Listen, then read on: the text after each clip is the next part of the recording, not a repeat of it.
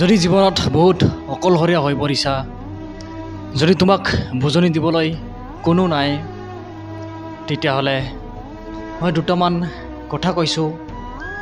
এই দুটা কথা আখৰে আখৰে পালন কৰা।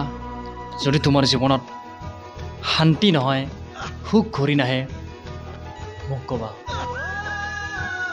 লাইন দুটা লিখিছোঁ কি, যি হ'ল হৈ গ'ল, ভৱিষ্যতে ভালটো কৰ, এতিয়া নিজকে অলপ সলনি কৰ। নেগেটিভবিলাক বাদ দি পজিটিভবিলাক ভাবি জীৱনটো আগুৱাই লৈ যা।